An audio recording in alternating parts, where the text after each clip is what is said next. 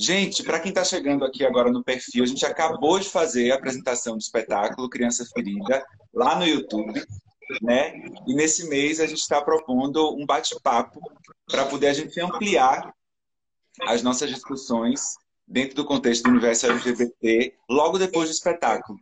E as vantagens do universo virtual. Quem quiser pode assistir ao bate-papo que estiver chegando por aqui agora e voltar no YouTube e assistir a peça, que ela vai estar disponível hoje até o 23h59.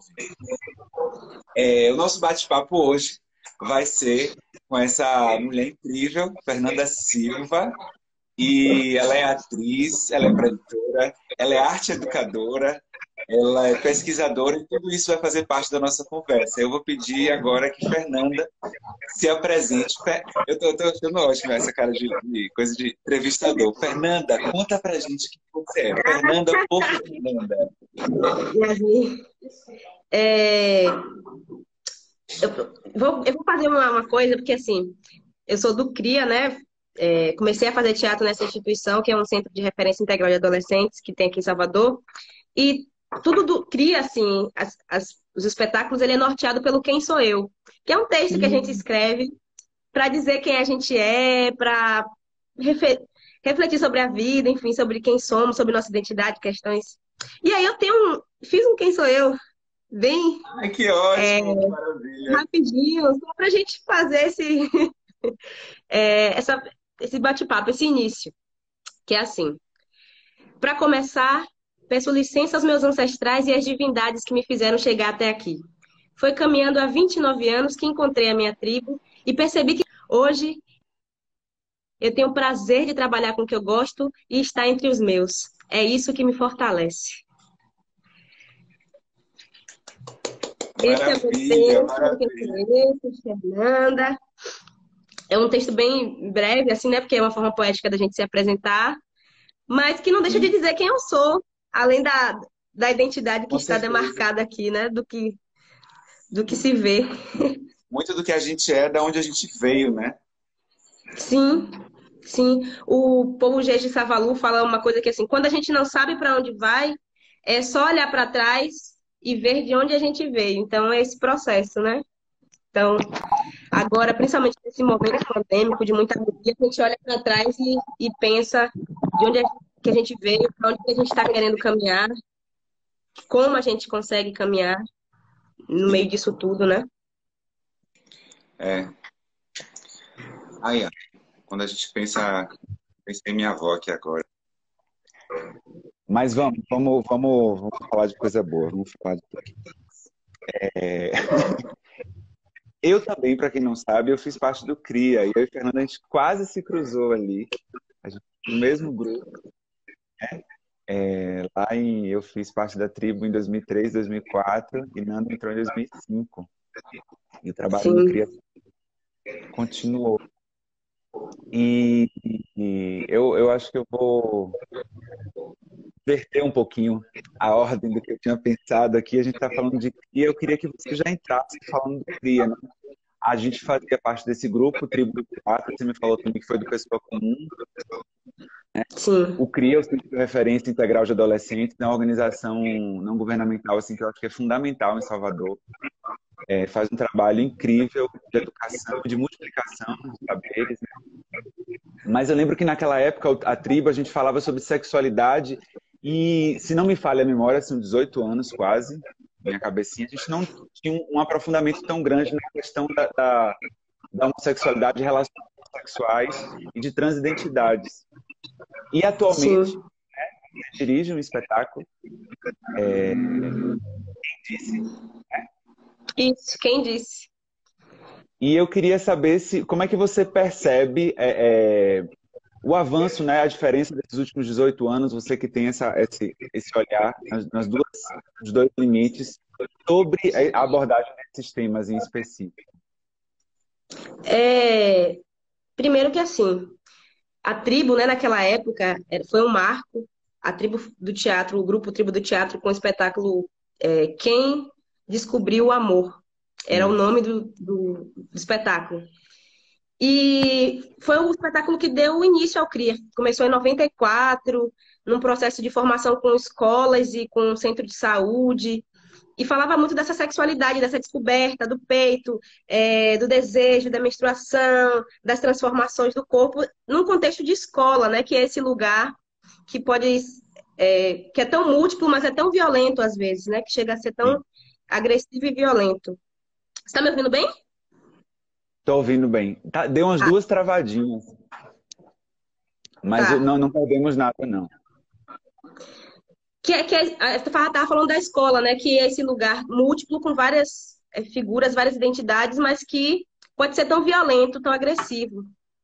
Sim. Então, esse contexto da tribo e naquele período que foi criada, essas Uhum. demandas elas não eram tão explicitadas assim. As pessoas tanto de entendimento do que era, assim, era muito Sim. pouco.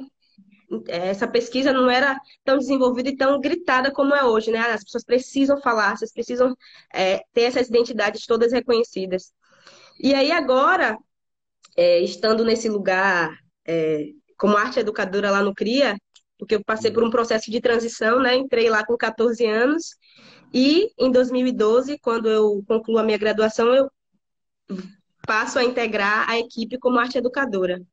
Sim. E aí fui convidada, a gente fez alguns espetáculos e esse último que fala sobre educação da diversidade, educação para a diversidade.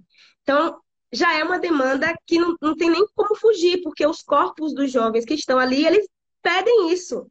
Então, não tem como dizer, não tem como falar, porque tem vários corpos que não têm uma definição e que eles não querem se definir, assim, né?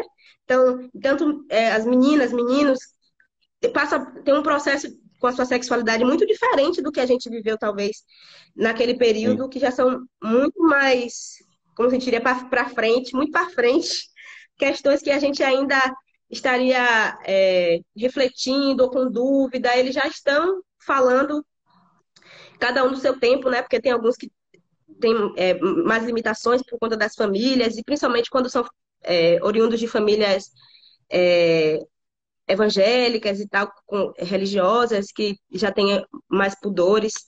Mas a demanda de falar sobre esses corpos indóceis é eles estarem se fazendo presente na montagem. Então, não tem como a gente passar pelo quem sou eu e a gente pergunta assim, né? O que é que você vê quando você se olha no espelho? Então, essas perguntas suscitam muitas respostas. E essas Sim. respostas a gente não necessariamente dá no espetáculo, a gente faz outras perguntas para que a gente, junto com o público, ajude isso a ser respondido, né? Ao longo Uhum. do tempo. Mas é O, uma o- demanda que existe hoje dentro da instituição e que a gente trabalha no espetáculo. A gente fala de diversidade de gênero, racial, sexual e religiosa, né? Essas são coisas que para aquelas pessoas que estão ali, são necessidades mais emergentes, mais urgentes. Assim, a gente precisa falar disso. e que se cruzam, né? Porque falar de diversidade de gênero e sexualidade, e não pensar também a diversidade religiosa, por exemplo, não pensar a diversidade racial, na Bahia, sobretudo, não tem como você não cruzar todas essas informações. É, entrando ainda mais um pouquinho nessa questão, assim, como é que você percebe essa questão? Eu lembro, na minha lembrança de período escolar, como você falou, era um ambiente muito violento, né? Não sei, assim, como é que você percebe esses jovens hoje? Assim, eles trazem essas questões, assim, mas como é que é a relação entre eles? Onde é que estão os monstros, né? Quais são as violências maiores? Como é que é essa percepção do... Tem, assim, são dois eu consigo ter um olhar sobre dois lugares. Que eu Sim, lecionei por muito tempo na escola municipal sim, e estou no CRIA. Então, como você está num espaço para propõe liberdade de conversar e que você tem confiança nas pessoas que estão ali, você tem uma outra forma de se relacionar. Inclusive de entender questões suas, né? Então, no CRIA, acaba que a galera lá já tem ferramentas de lidar ou de responder a determinadas sim, agressões. Só que no cotidiano da escola, isso é muito mais delicado, sim, porque geralmente os pais idealizam a sexualidade como o sexo, como começar, iniciar a vida sexual. Então já tem todo um tabu. Às vezes, as crianças elas só querem brincar e exercer a sua infância, né? Com Sim. liberdade. Já são tão reprimidas, já são muito reprimidas. E aí Uhum. você acaba vendo agora uma geração de crianças que estão meio que se mutilando. Várias crianças com pulso cortado, assim, super recorrente.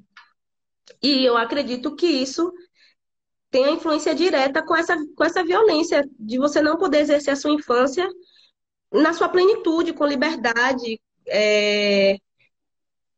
com tranquilidade, né? Sem achar que está o tempo inteiro sendo vigiado, se o movimento, se é. Eu lembro daquela fala da tribo, fecha as pernas, menina, tira a mão daí, isso não se faz, respeita a menina, tira a mão daí, isso não se faz, senta direito, tenha modo de moça, engole o choro, fale como homem não chora. Então, a gente já tem tantas coisas que não pode fazer, que aí você fica sufocado nessa regra que a gente não sabe nem quem foi que criou. Quem foi que disse Uhum. que é uma coisa que a gente faz no espetáculo lá, assim, quem disse que tem que ser assim, quem disse que tem que ser dessa forma, como que a gente lida com as diferenças, tendo tantos marcadores de limitação, tem que agir dessa forma, seu corpo não pode estar sendo, não pode se expressar dessa forma. É, a gente precisa também entender a responsabilidade de quando a gente fala coisas no cotidiano que podem ser inofensivas, mas que chegam de uma forma, às vezes, muito dura para algumas crianças, assim. Como Uhum. você não vai ser nada na vida, ou como você não presta para nada, ou é, ah, tem a postura de gente que importa, sei lá, sabe? Às vezes são falas que muitos pais ou professores, adultos, se referem a crianças que não têm ideia da dimensão da ferida que uma fala dessa pode ocasionar. É, a Então, gente.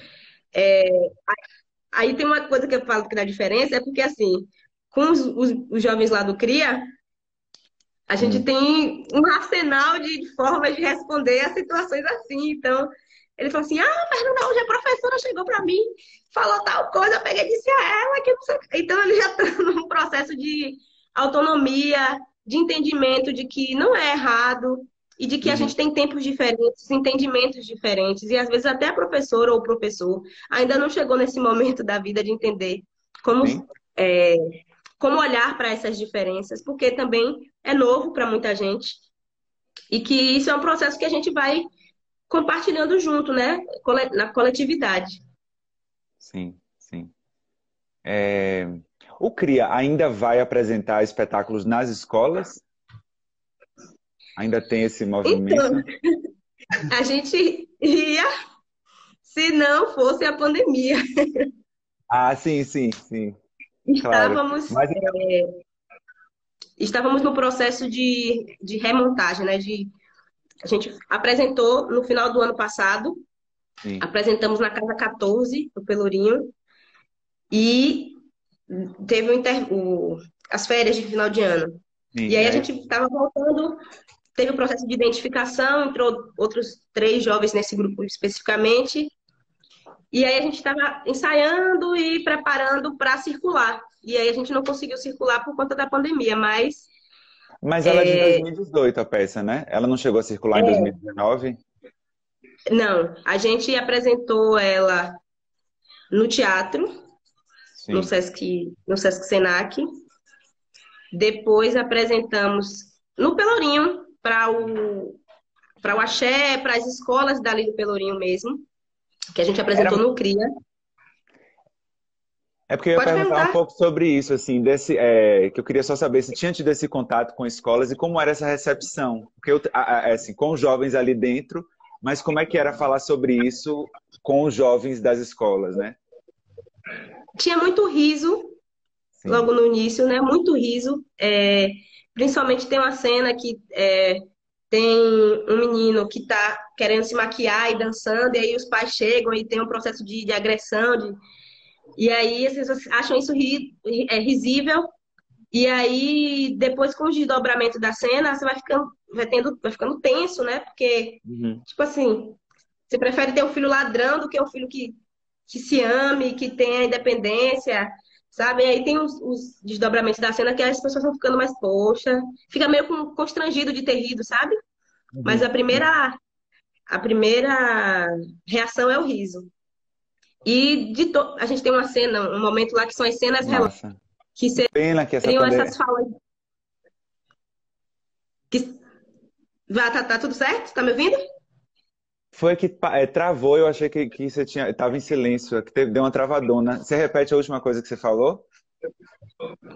Ele tava falando que tem um momento das cenas relâmpago, que são essas frases Sim, mais. Ah, quem é o homem da relação? Ou você é menino ou menina? Que são frases assim, e aí já tem uma resposta tipo Shell, porque a gente dizia naquela época Shell sim, sim. de escalde, né? E aí também é um momento que os jovens que assistem ficam muito empolgados. Tome, não sei o quê. Fica um frisson disso. E alguns se identificam com as histórias, né?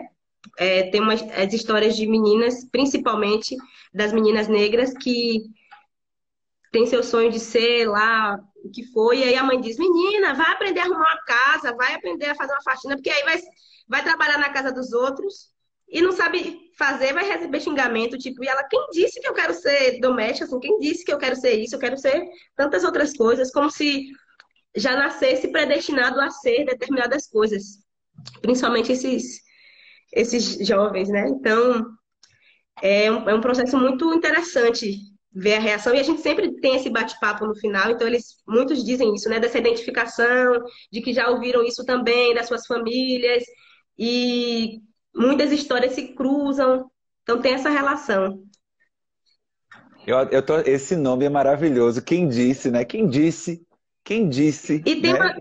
tem uma coisa do quem disse que é crendice, como a gente tem essa relação com a diversidade religiosa, né, de crendice, quem disse e crendice. Então, das músicas que a gente fez, é bem legal, assim, eu gosto, é meu xodózinho atual. Ai, E é que massa. uma pena a gente estar longe, mas estamos conectados de alguma forma, porque a gente continua escrevendo textos, se comunicando da forma que dá, né? Porque a gente agora está pensando novas formas de existir mesmo com essa pandemia. As estratégias que você tem feito, o espetáculo ao vivo, esses bate-papos, são formas da gente se manter vivo, né?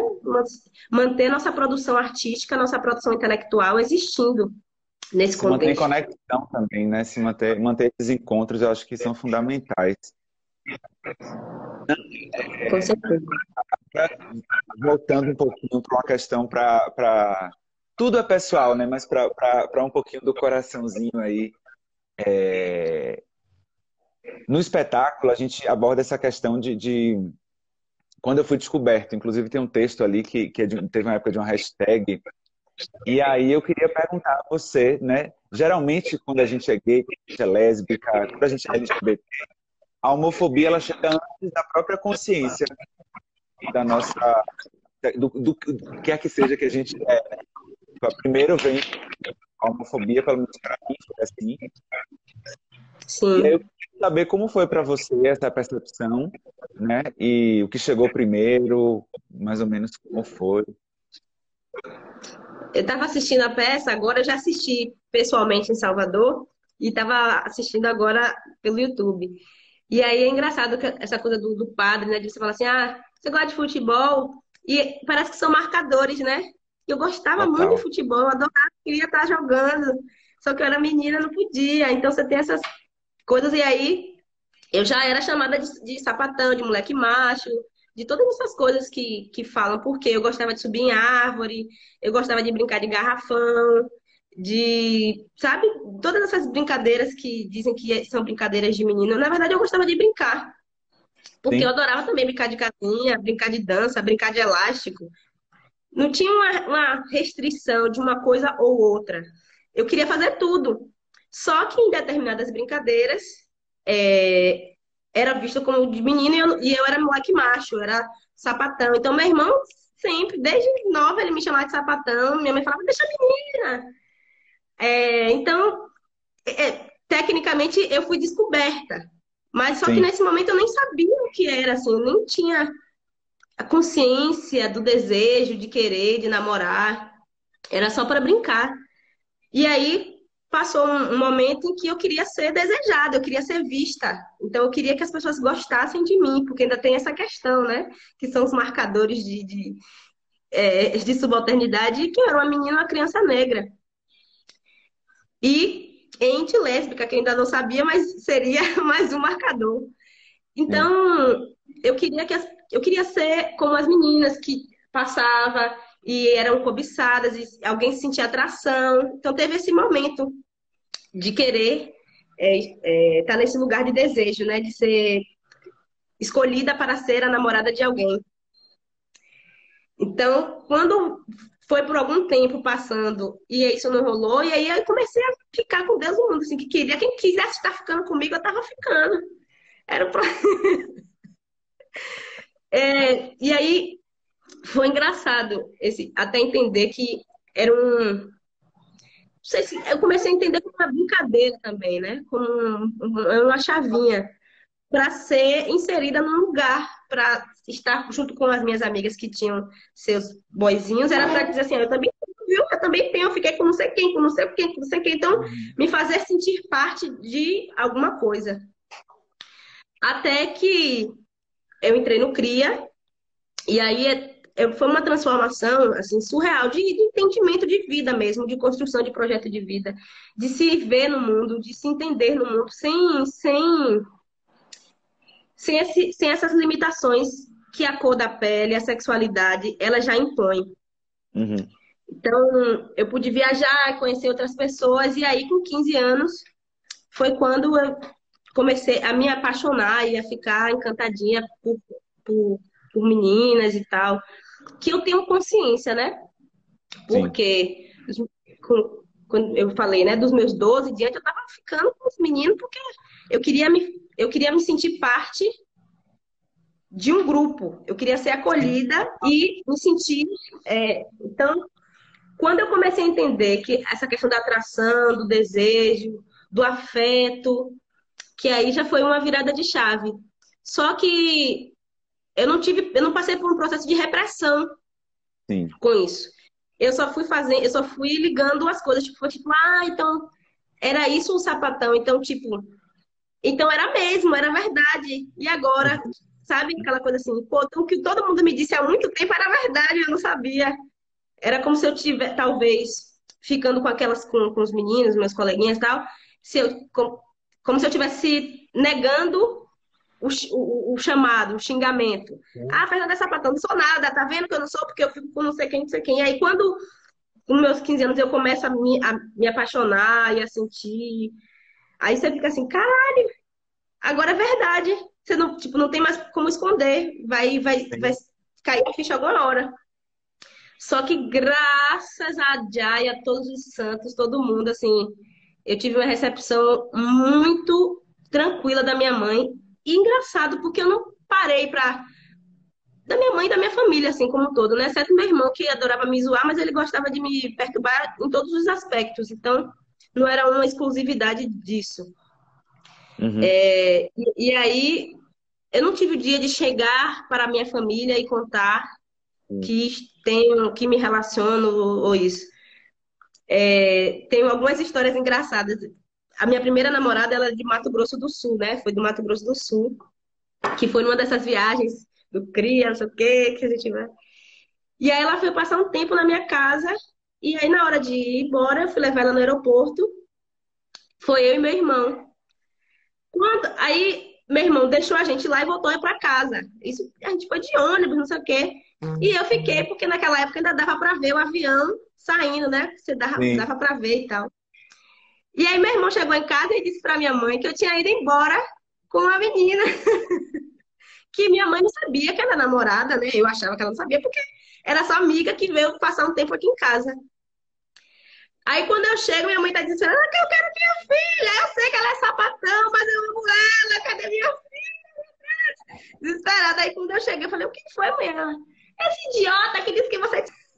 Ela acreditou, a bichinha, que eu tinha ido embora pra Mato Grosso do Sul, meu. E aí, Você tinha que idade, né? 15 anos. 15 anos. Aí eu entendi que minha mãe já Maravilha. sabia. Ai, meu Deus, travou aqui. Foi a primeira vez que eu entendi que minha mãe já sabia por conta dessa situação, entendeu? Ah, que ótimo. E aí depois, quando eu falei mesmo, que ela perguntou alguma coisa assim, a minha filha, você tá namorando com alguém? Eu falei, eu tô, mas você quer saber com quem eu tô namorando? É com essa menina que tá aí em cima. Aí eu falei, assim, dessa forma, ela, tá bom e tal. E aí segui o baile, não teve nenhum. Então depois, assim, na minha cabeça, era assim, se pra minha mãe, que é essa pessoa que eu tenho mais Sim, relação de afeto, mais amor, foi dessa forma, tipo, então, acabou que foi um processo mais tranquilo do que eu ouço, né? sim, Em relação ao medo da família e tal. E assim, é porque eu também já construí essa relação. Minha mãe construía, assim, eu sou a filha caçula. E minha mãe me teve com 42 anos. Então ela era meio que minha parceira das coisas, porque a diferença de idade para meus irmãos era muito maior. Então minha mãe sim. fazia boxe comigo, minha mãe fazia comigo, minha mãe era minha parceira. Então foi mais fácil por essa relação, talvez, de broderagem que a gente tinha, de ser a minha Sim. companheira, de fazer as coisas. Então, eu acho que compartilhar isso foi mais simples por conta disso. Ah, que bom. É bom quando é assim, né? A gente sempre sente uma pressão muito grande, assim. Para mim tinha muito isso, assim. Só importava a minha família, o resto todo. Mas eu fiz bem mais tardiamente, né? Como vocês viram na peça. Agora, uma coisa que eu me identifiquei super que você falou, para mim foi muito simbólico, assim. A primeira vez que eu fiquei com uma pessoa que eu queria ficar. E não com o que Sim. aparecia ou com quem. É porque literalmente eu fiquei muito tempo assim, era quem aparecia para poder. Tô falando de mulheres no caso, né? Não, eu ficava porque eu tinha que ficar, porque. E para mim foi um negócio muito simbólico, assim, ficar com quem que eu quis, que eu olhei, que eu desejei, que eu paquerei, que eu troquei. Assim, foi uma revolução. Assim, é muito É um marco, né? total, É é um muito doido. marco, porque acabei, sei lá, aquele bonequinho, né? Aquele bonequinho tá todo em sintonia. É, quando ele se junta e o desejo Exato. junto com a cabeça e o coração é bom demais. Ai, ai que bom. Mas deixa eu dizer, eu não quero nem entrar nesse assunto sério, mas fazer ele sorrindo. Falei, Vamos. Daniel, Daniel não viu, não. Falei, minha mãe perguntou, quem é que vai fazer? Eu falei, mãe, você lembra do Grão Feliz? É ela com aquele sorrisão enorme, ela que vai estar com a gente. Mas enfim, eu queria entrar um pouquinho no lance não sei nem como falar da comunidade, não, mas assim, da lesbianidade, né? Dentro da comunidade LGBT, não por acaso o L veio para frente, porque se fala muito da invisibilização das mulheres lésbicas. E aí, Sim. e também invisibilização da violência, né? A gente vê muito notícia de mulheres trans, travestis que são agredidas, de homens gays. E eu não sei, aí eu queria perguntar a você se talvez seja uma impressão minha, que tem um olhar de homem branco gay, ou você tem a impressão de que de fato existe uma invisibilização, ou que essa violência é uma violência mais silenciosa, assim como a violência contra a mulher que é dentro de casa, enfim. É, é, é, como é que você percebe assim, essa questão, a pauta A, lésbica da comunidade LGBT? a invisibilização, ela acontece desde o momento em que você não existe enquanto casal, né? Parte desse ponto são as amigas.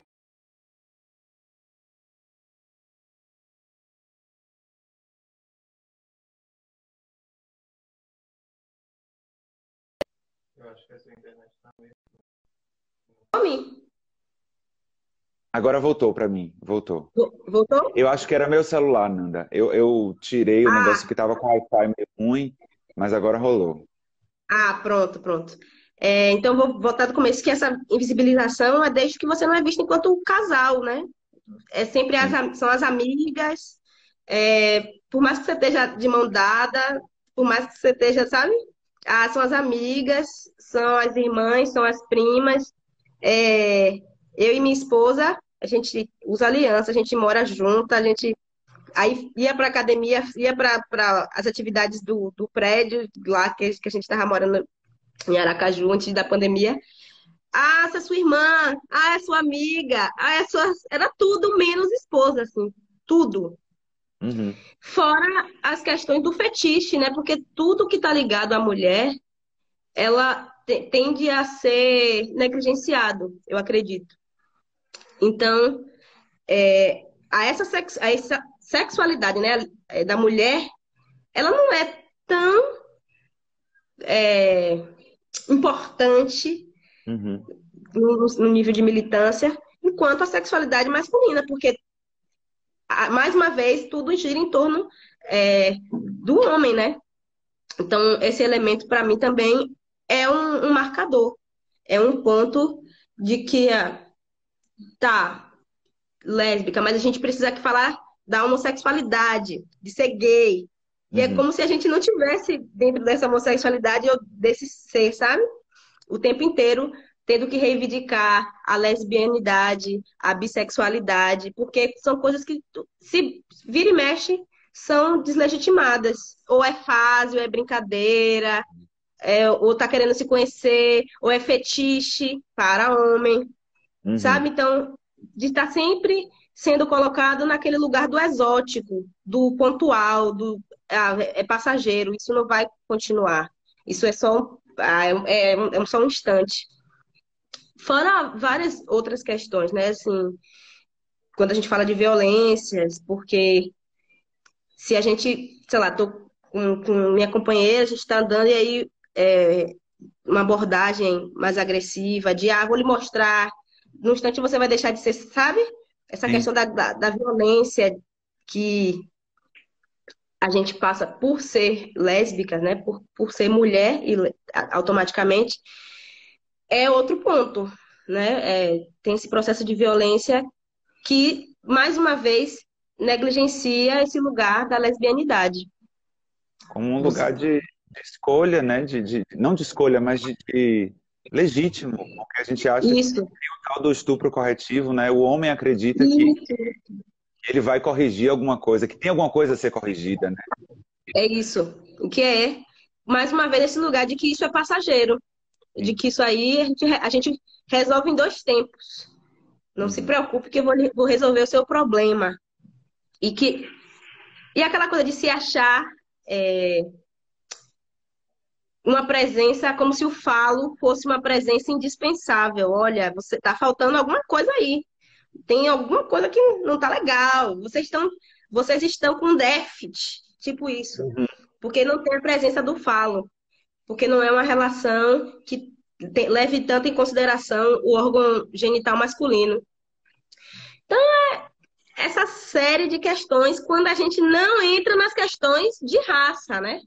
Sim. Que aí já são outros 500, porque E aí, a próxima pergunta era nesse sentido, pode entrar. pode entrar, porque quando a gente pensa, assim, eu e minha companheira, a gente está estudando, vendo possibilidades de ter filhos. Uhum. Aí a gente vai seguir coisas de internet, sempre são casais de mulheres brancas.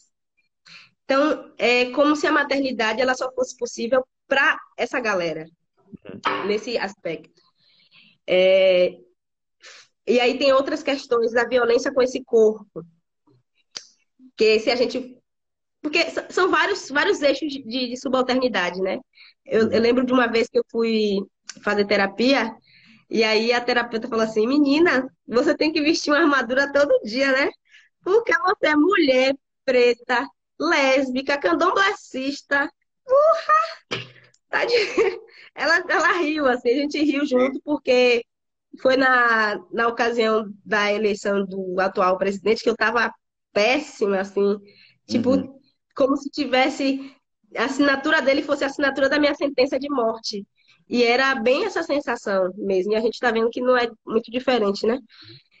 Porque era muito doído ver alguém tão negligente com a minha existência sendo colocado nesse lugar de presidente da nação. É horrível pensar disso, né? Lembrar disso. Só que quando a gente pensa nessa mulher lésbica negra, é assim, porque tem o caso de Luana. Não sei se vocês já ouviram falar, que era uma mulher negra, Não. masculinizada, que se ela não quis ser abordada por um policial masculino, porque é o direito, a gente tem direito de ser abordada pela PEFEM. E aí ela morreu porrada, porque ela não, sabe? Aí eu penso, se fosse uma mulher branca nesse lugar, você acha que teria esse nível de brutalidade, assim, se ela seria espancada até a morte, De jeito nenhum. sabe? Então, quando a gente vai vendo, não dos noticiários, porque isso aí já está o tempo inteiro, mas assim, dos relatos, das sensações, da presença.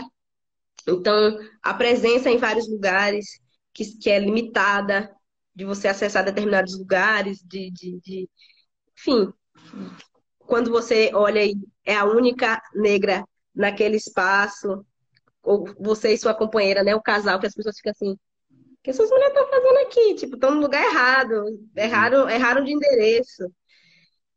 Mas a gente sempre tenta é, garantir nosso direito de existir no lugar onde a gente quer existir. Então, eu quero estar aqui nesse espaço, eu quero estar aqui nesse espaço, eu vou estar nesse espaço, eu vou ocupar. Assim, é um processo que às vezes é falar assim, pra que você vai fazer isso com você, sabe? Pra que Uhum. você vai em tal lugar? Mas às vezes, porra, velho, eu quero comer tal coisa, aí eu quero ir, eu vou deixar de ir por causa do outro. Tipo, é como se fosse um desaforo. Eu não consigo conceber isso. Tipo, eu não vou poder estar em determinado lugar, ou comer o que eu quero, ou usufruir de um determinado espaço, porque alguém diz que aquele lugar não é pra mim, sabe? É uma Então, pra mim dualidade. também é uma agressão, eu vou ser agredida das duas formas. Se eu deixo de ir, ou se eu não, sabe? Das duas formas eu vou estar me agredindo, né? Mas são vários processos. Assim, agora a gente está entendendo esse processo da maternidade, das escolhas, porque é uma coisa que a gente está olhando, mas Uhum. vira e mexe a gente se depara com a questão. Né? Você falou isso, eu acho muito. A gente teve uma vez um debate, e aí uma mãe que estava participando, ela falou assim, é muito comum as mães falarem, né, mas não é que eu seja preconceituosa, mas eu tenho medo que o mundo vai fazer, é perigoso. E aí eu respondi para ela, e eu acho que é um pouco disso que, assim, a gente também tem medo. A gente não faz as coisas sem medo, não, mas assim, tem uma hora que você não tem como não fazer. Não tem, tipo assim, eu cansei de não dar a mão para meu marido num lugar que é público. É tipo, o Eu medo, entendo ele. perfeitamente que é um processo de educação também. Assim, minha mãe, quando ela ia apresentar Yasmin, que é minha esposa, ela falava assim: aqui é minha filha, aqui é minha outra filha, que é meu amor, não sei o que, botava lá em cima, mas não falava que eu falei: minha mãe, ela não é sua filha, isso é incestuoso. Eu estou namorando com sua filha, eu estou namorando com minha irmã. Pelo amor de Deus, não me bote nessa situação. Diga que ela. Aí ela começou a entender, porque foi um processo de educação mesmo, porque ela achava que mais importante, mais bonito ela colocar Yasmin como a filha dela, também filha dela, do que como a Nora, minha, né? Aqui e tal. Quando ela entendeu isso, aí agora ela fala primeiro de tudo. É Nora, viu? É Nora, mas aí ela fala Puta que é Nora e louca. fala assim, mas eu amo como se fosse uma filha.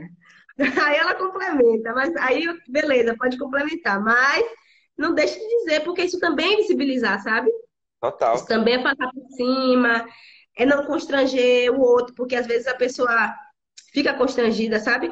Da forma como a gente tá tão tranquila. Aham. Uma vez minha mãe fazia parte de um coral de idosas, de senhoras no Instituto de Reabilitação, e aí eu fui fazer uma festinha surpresa. E levei o bolo, eu, Yasmin, minha companheira, e a minha ex-namorada, que é minha amiga. Cris, aí a gente fomos as três lá levar o bolinho num lugar cheio de velhinha. E aí a gente, celebrando aí, são suas filhas, Lourdes. Olha, eu beijo ela na boca. Mas era muito engraçado. Só que, porque para minha mãe era de boa, só que aí eu fiquei pensando, né? Eu quero ver o que é que ela vai falar, o que é que ela vai falar para as amiguinhas dela. Porque é isso, né? Esse lugar é o núcleo social dela, né? O lugar onde ela existe enquanto, né, indivíduo, as amigas. E aí ter essa realidade que pode ser igual a de muitas outras que preferem não falar nada. Como não, como pode ser inédito para muitas delas. E aí Eu ela acho, falou que era nora e tal. acho Achei que é uma ótimo. relação com nossos pais que a gente vai tendo, assim, não só com as pessoas do nosso entorno, que é de, às vezes, esticar um pouquinho a corda também, dar corda, respeitar os tempos, mas como você falou, né, tem um momento que precisa dizer, não, minha mãe, não é sua filha. Minha mãe, ela falou uma vez que Daniel era meu amigo. Aí eu falei, minha mãe, se você não se sente ainda preparada para dizer, esse é o meu genro, então esse é o mais... Diga só, esse é Vinícius e esse é Daniel. Para bom entendedor, meia palavra basta. Você não precisa Pronto, fabricar o que não existe, né? pronto. É É interessante muito essa melhor, é mais saudável, né? total. Não, mas eu dei muita sorte, assim, da forma como minha mãe me ouve nessas questões e como ela lida mesmo com o entorno. Eu sempre tive um retorno muito afetuoso nesse aspecto, assim, da minha mãe.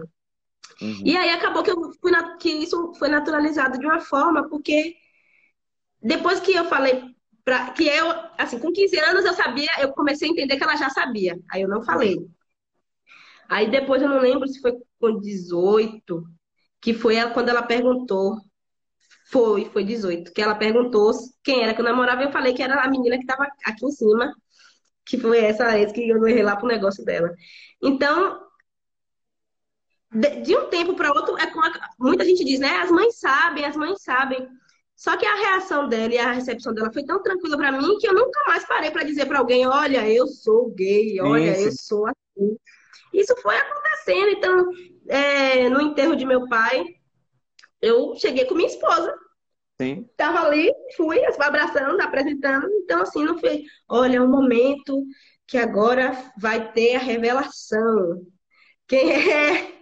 Então, não tive, não vivenciei mais isso, assim. Foi um processo que acabou acontecendo depois, em todos os outros aspectos. Fui indo para os lugares e ninguém, não parei No mais meu, para dizer. no meu caso, geralmente, eu sou lembrado. Eu não digo, né? Mas a gente é lembrado quando alguém fala, ó, tira a mão aí dele. Melhor você não. Tem isso, né? De alguém tem essa ideia infeliz de achar que pode intervir ali. E aí você, de novo, dá aquele balde de água fria e pensa, putz, velho, tem alguém me dizendo aqui que é melhor não dar a mão pro meu marido, que é melhor não... É muito mais externo É, a sensação que eu tenho, né? essa coisa de afeto em público, né? Ainda é muito tabu, assim, ainda é muito vista como um mérito, porque assim, fala assim, ó, tá vendo aquele casal ali, eles nem precisam ficar assim. É como se fosse, nem precisa. E não deixou de ser casal. Agora, tipo, você quer se amostrar como se isso Né? fosse um. Eu não sei nem. Assim, eu acho que na época da eleição de Bolsonaro, eu fui mais receosa, eu fiquei mais Sim. cuidadosa nesse aspecto, com medo. Medo da minha integridade física e da minha companheira, porque a gente estava vendo as notícias e era tudo muito assustador. Só que aí é aquela coisa que eu falei, né? De você começar a se privar de fazer coisas que você quer fazer, porque um outro não vai achar certo. E aí você faz uma vez, faz outra, e depois você fala assim, pô, eu tô vivendo no cárcere. Uhum. Você começa a entender que é um cárcere, você tá vivendo pela vontade de alguém que não é você. Estranho. E aí a gente foi, não como isso fosse, é de boa agora, vamos fazer o que a gente quiser, e se vier alguém, a gente vai dar porrada. Não é normal, às vezes ainda dá medo, às vezes é um processo que fica com receio, não fica 100% tranquila fazendo o que você quer fazer, dançando como você quer dançar. Mas já quando eu venho receio assim, não vou fazer isso, porra nenhuma, vou fazer mesmo. Aí, na mesma hora que vem o medo, vem a reação, assim. Sim. Precisa existir, né? Precisa existir. Não tem muito como.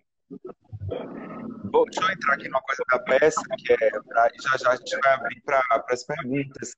Eu queria saber, assim, a gente já, de alguma forma, eu já vi que falaram pontos de identificação, mas eu queria perguntar especificamente, assim, onde foi que você teve algum ponto que você super se identificou no espetáculo, né? Uma ponte foi criada, e algum ponto que você achou foi o extremo oposto, assim, que não houve nenhuma identificação.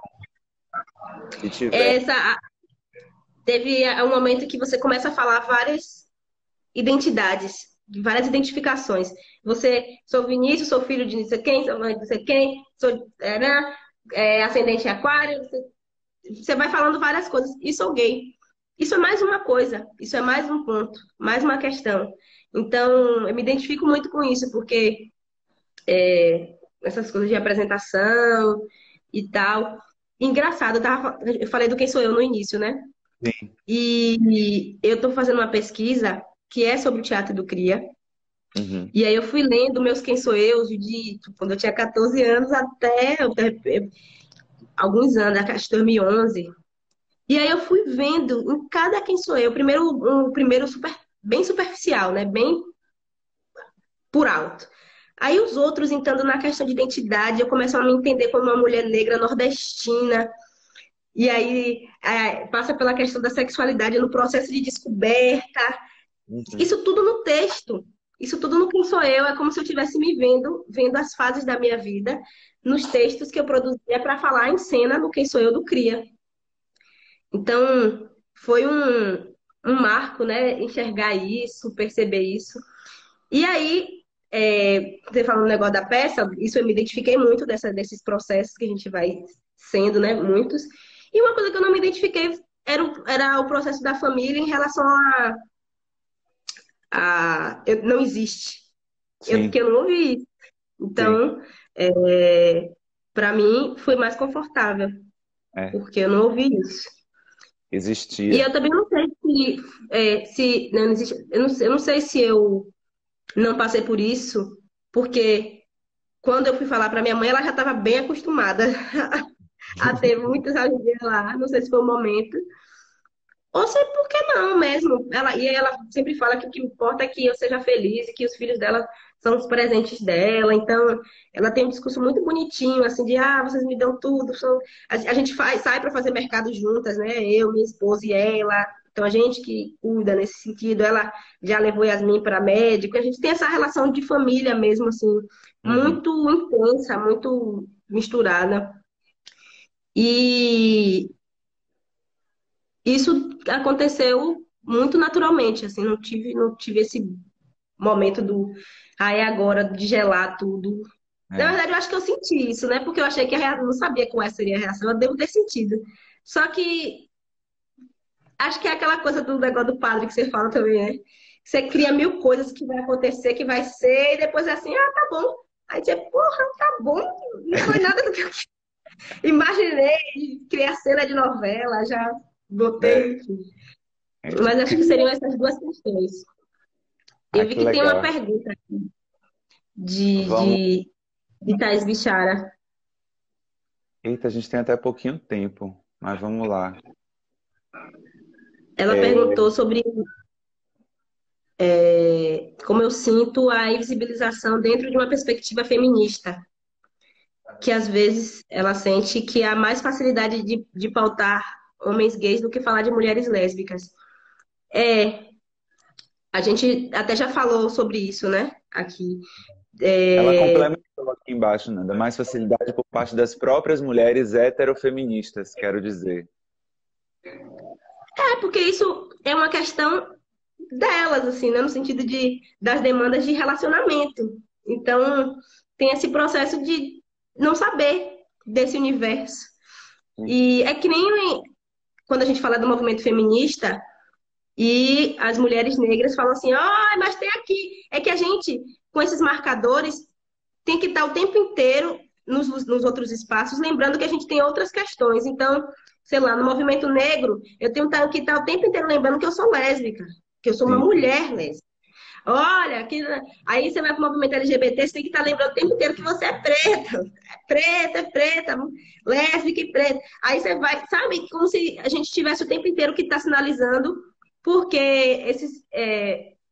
esses marcadores de diferença não tem quem é maior, não tem uma hierarquia, né? Audre Lorde já fala disso, Patrícia Hill Collins já fala disso.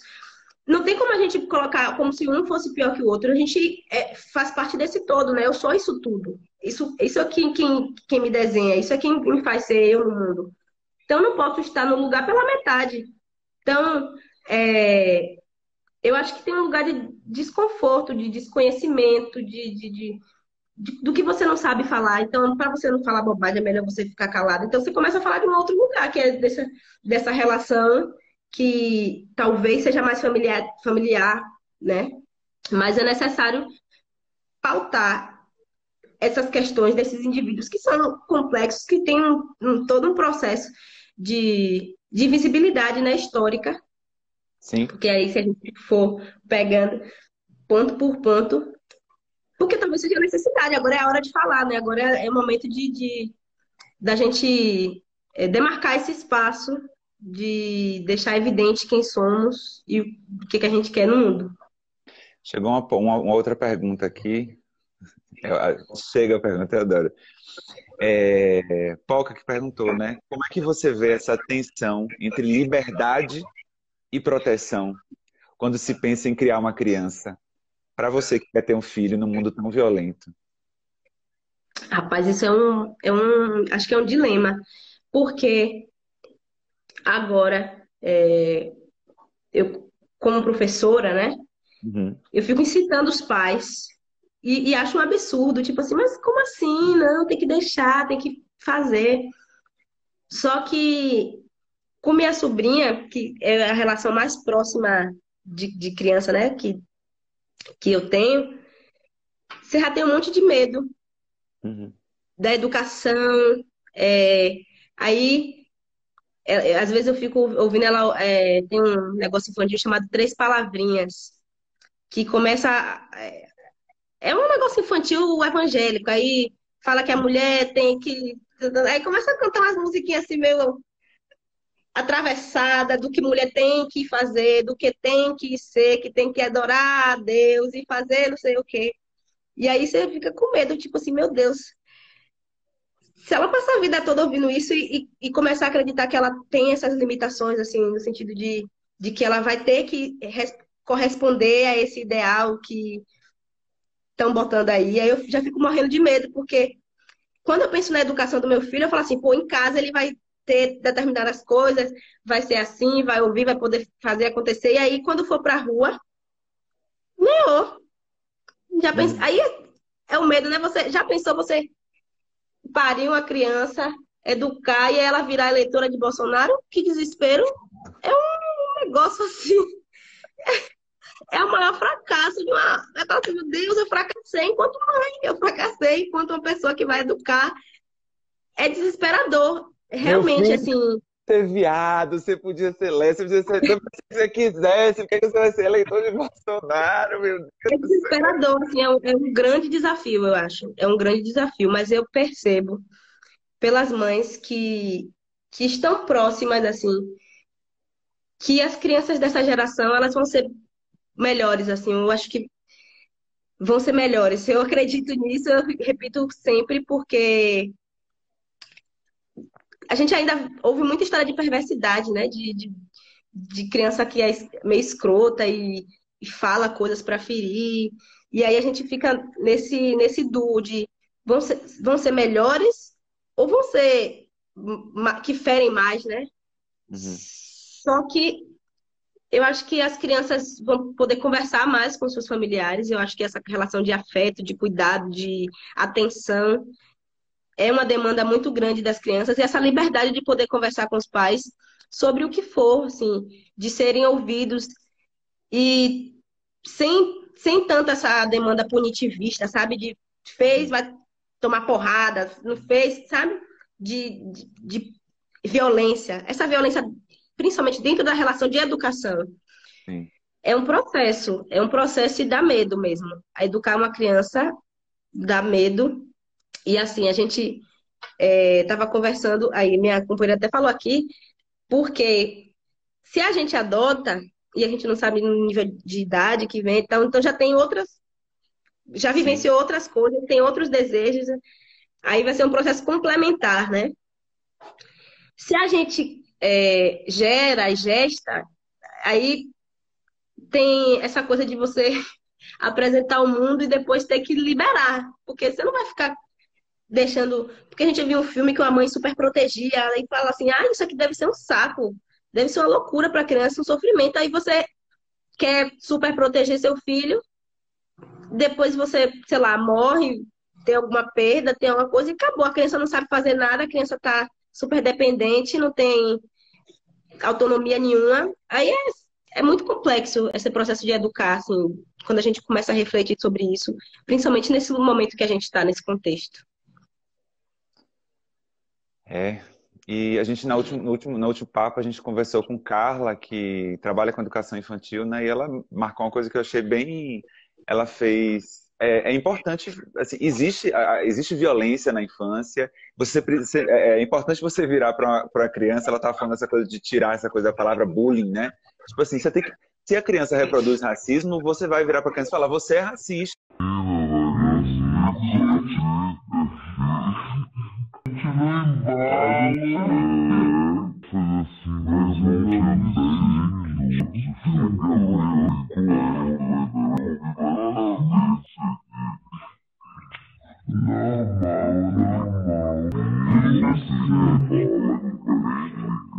E foi assim um marco que a criança fala, mas a mensagem chegou, porque a criança da violência a violência encarnada os pais que reproduzem essa violência, eu acho que fica muito protestante, mas também em violadores funcionais, que são bem...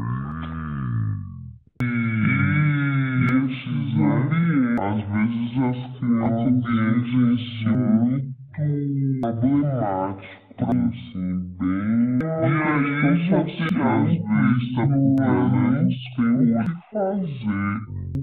Teve um caso, eu lembrei uma fala de uma criança que só vivia do aula, sala de aula, e ela tadíssima pra escola dormir. E aí até que veio que a mãe fazia só do sexo, ela meio que deu uma trabalhada, era um lençol que dividia uma coisa da outra, e chegava na escola fazendo assim. Aí é um processo social, é um ciclo. Tem que pensar, a gente não pode ser o que a gente está fazendo. E a gente garantir que essas crianças lugares e tenham essa infância que ela tem que se preocupar em ser mesmo, que ela se expressar, aprender. E também tem uma outra coisa agora de falar, né? Não fala assim, que seu brasileiro não é, que um problema precisa de diálogo, de diação, de conversa, mas é muito delicado. Acho que a forma como a gente crianças agora dizer como a gente vai que há alguns anos na nossa gestão, assim, acho que isso vai ser entender como é que hoje educa o reverberar lá na frente. Acho que já tem, né? Já tem uma diferente. A gente é meio assim, acho que foi uma educação mais afetuosa. virtuosa, talvez. Ficava reparando, meu pai não sabia dizer eu te amo, eu ficava pensando na idade dele, que ele deve isso na infância, eu te amo, como lidar mais dura de trabalhar e fatal, você trabalha desde cedo, e aí o processo sempre fica com isso na cabeça, não teve afeto, ele vai saber passar. Então eu acho que agora é uma geração de ter relação de afeto, de carinho, né? Menos. A gente ainda não, porque a gente ainda foi. Até quando deixa muito ousado. Aí pelas leis da adolescência, minha mãe, cara. Mas minha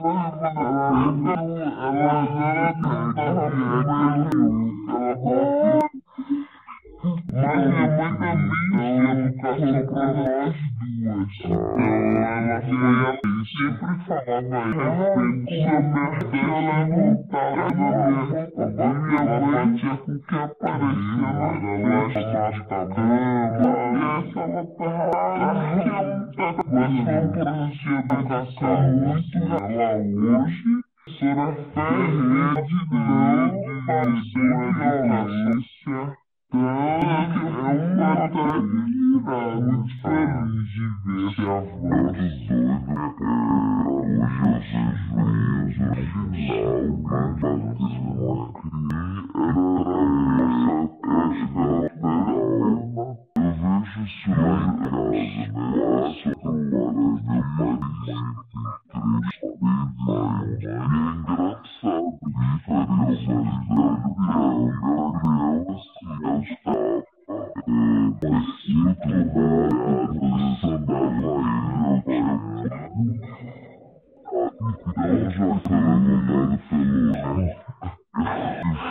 eu acho que não é assim, a gente vai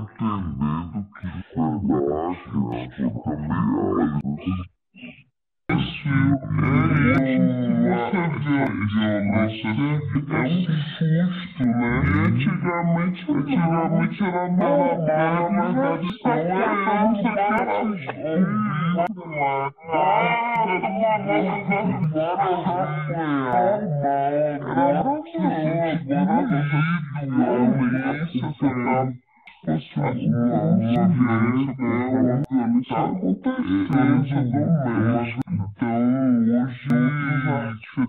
sei para fazer processo de educação acontecer.